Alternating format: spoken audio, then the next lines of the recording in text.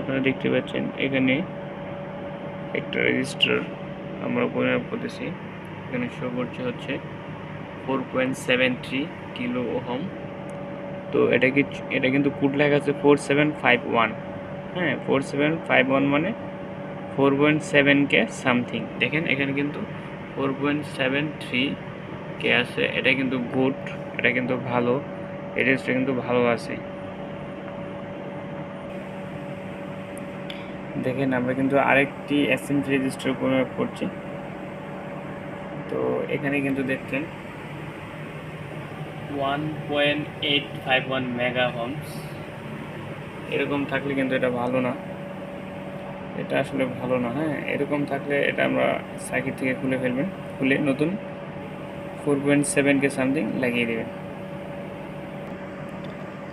আগের রেজিস্টারটি আমরা 4.7 কে সামথিং পরিমাপ করেছিলাম। এখানে দেখেন কোডটা চেঞ্জ, এখানে কোডটা হচ্ছে 6811 দেখতে পাচ্ছেন কোডটা 6811 মানে 6.8 কে সামথিং। এখানে কিন্তু আপনারা দেখতে পাচ্ছেন দেখেন এখানে কিন্তু 6.76 মানে 8-এর কাছাকাছি। তো এটা ভালো, এটা ভালো আছে। তো দেখতে পাচ্ছেন আরেকটি অ্যাসেম্বলি রেজিস্টার, এটা কিন্তু 4751 কোড লেখা আছে। এটা কিন্তু দেখেন এখানে দেখতে পাচ্ছেন 5.61 মেগা, মানে এটা ভালো না।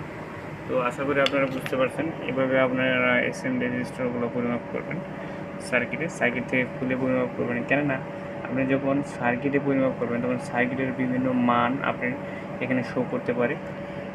হ্যাঁ, সেই সুবিধার্থে আপনি সার্কিট থেকে খুলে আপনি পিওর মাপটা পাবেন। ধন্যবাদ।